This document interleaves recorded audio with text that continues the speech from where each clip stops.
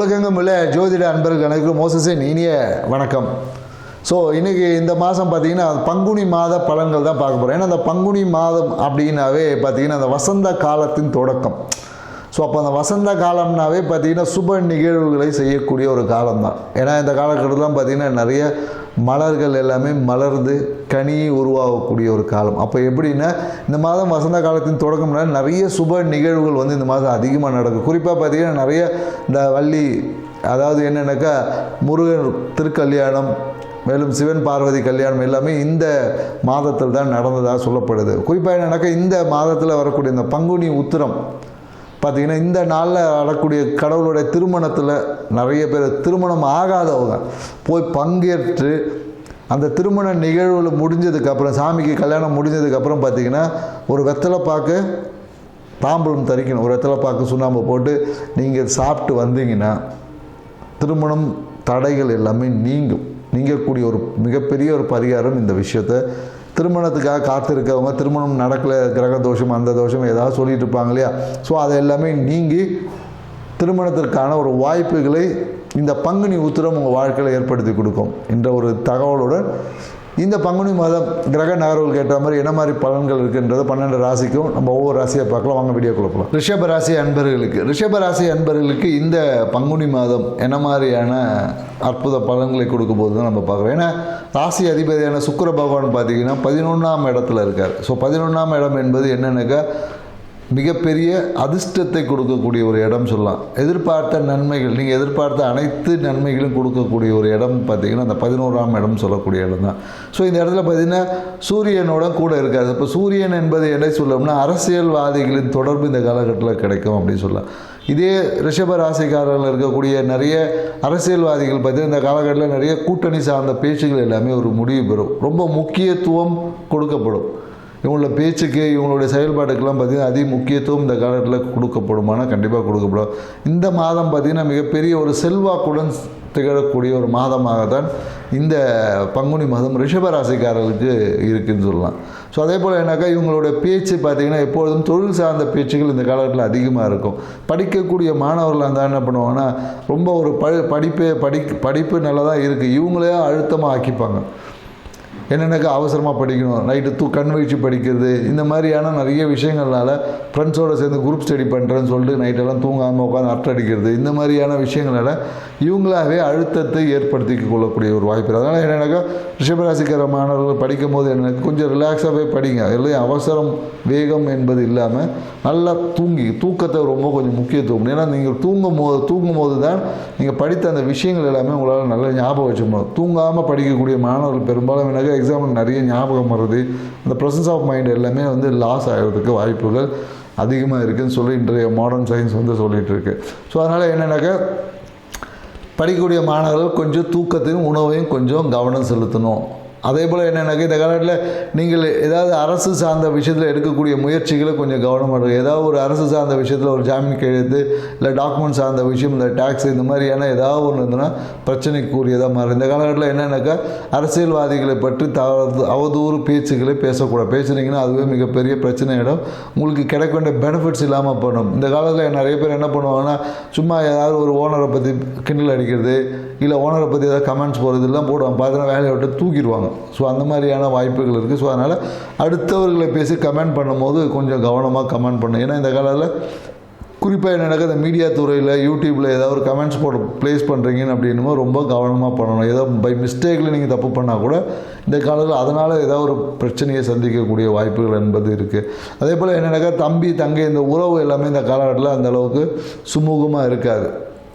ஏதாவது தேவையில்லாத பஞ்சாயத்தில் இழுத்து விட்டு போயிடுவாங்க. ஸோ அதனால் இந்த காலகட்டத்தில் எங்கேயும் ஜாமீன் கையெழுத்து போடுவது, அந்த மாதிரி எங்கேயும் போய் நம்ம என்ன முந்திரி கொட்டை மாதிரி அப்படியே முன்னாடி போய் நிற்கிறது, இந்த மாதிரி விஷயங்களை கொஞ்சம் தவிர்த்து கொள்வது சிறப்பான பலனை தரும்னு சொல்லலாம். மேலும் என்னென்னாக்கா வீடு சார்ந்த விஷயம் பார்த்திங்கன்னா நிறைய பேர் இந்த காலத்தில் வீட்டை வந்து இடித்து ரெனிவேட் பண்ணக்கூடிய ஒரு வாய்ப்பும் இந்த கால ரிஷபராசிக்காரர்களுக்கு நிறைய இருக்குது. குறிப்பாக என்னென்னாக்கா வீட்டில் பார்த்திங்கன்னா இந்த பல்பு ஃபீஸ் போகிறது, இல்லைன்னு வச்சுக்கிங்களேன் என்னென்னாக்கா நிறைய இந்த அலங்கார பொருட்கள் கண்ணாடி பொருட்கள் ஏதாவது இருக்குல்ல அது ஏதாவது உடைவது இந்த மாதிரியான சில வாய்ப்புகளும் இருக்குது. ஏதாவது பார்த்தீங்கன்னா கைத்தட்டி பல்பு வெடிக்கிறது இந்த மாதிரியான விஷயங்கள்லாம் கூட இருக்குது. குறிப்பாக என்னென்னாக்கா உங்கள் வாசல் பகுதியில் இது நடக்கலாம், இல்லை ஈசானியில் ஏதாவது ஒரு பாதிப்புகள் ஏற்படக்கூடிய வாய்ப்பு இருக்குது. இந்த காலகட்டத்தில் நீங்கள் வந்து ஏதாச்சும் ஒரு வீடை போய் பார்க்குறீங்க அப்படின்னா கண்டிப்பாக ஈசானி பாதிப்பு உள்ள வீடு தான் இந்த காலகட்டத்தில் நிறைய பேருக்கு அமைவதற்கான வாய்ப்புகள் வந்து அதிகமாக இருக்குது. அதே போல் என்னென்னாக்கா மனம் பார்த்திங்கன்னா எப்போதும் ஏதாவது ஒரு பிரச்சனை பற்றி யோசிச்சுட்டே இருக்கும். பிரச்சனை என்னென்னாக்கா தொழில் சார்ந்த பிரச்சனைகள், குறிப்பாக என்னென்னாக்கா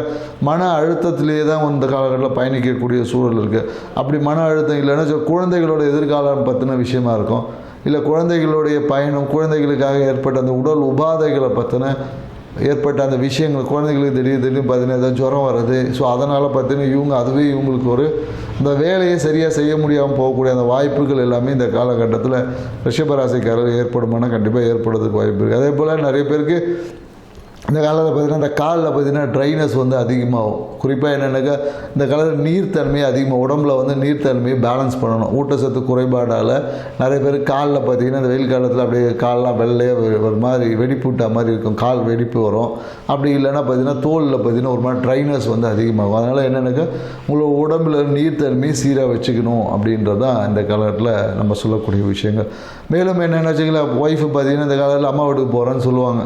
ஸோ அம்மாவை போய் பார்க்குற போகிறேன் அப்படின்ற மாதிரி எண்ணங்கள்லாம் அவங்க சொல்லுவாங்க. ஸோ வந்தாங்கன்னா விட்டுறணும்.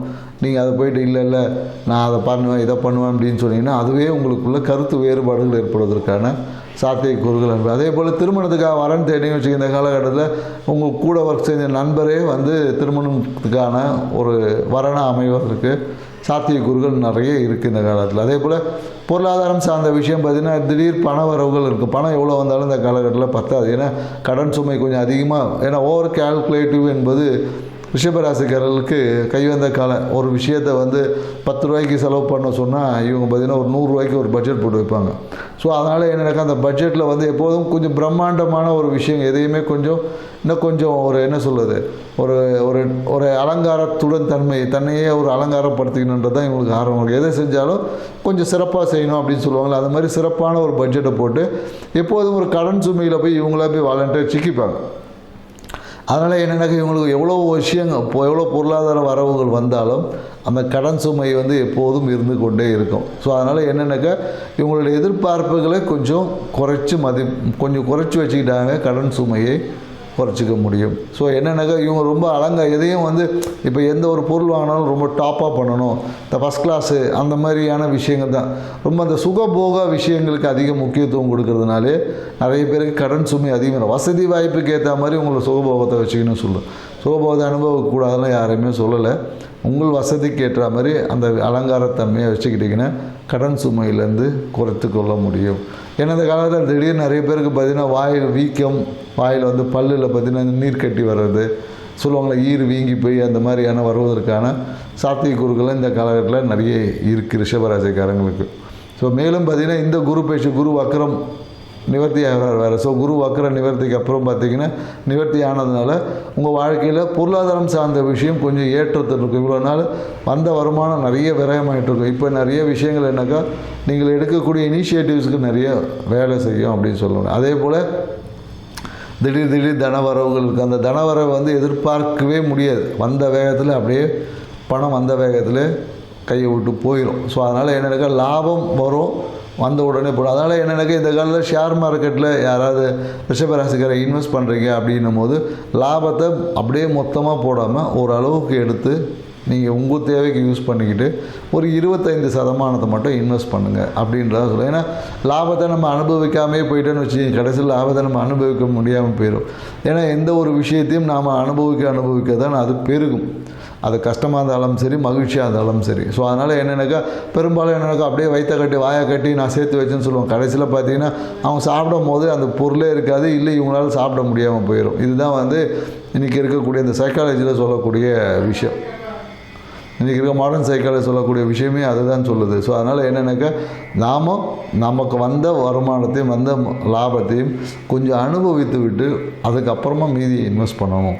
ஸோ தனக்கு மிஞ்சி தான் தான தர்மம் அப்படின்ற மாதிரி தனக்குடைய தேவைகளுக்கு அப்புறம் தான் சேமிப்பு. மொத்தத்தையும் சேமிச்சுட்டு நீங்கள் என்ன பண்ண போகிறீங்க சொல்லுங்கள். ஸோ அதனால் சேமிப்பு நல்லது தான், அது உங்கள் தேவைக்கு அதிகமாகும் போது சேமிக்க பழகிக்கணும்.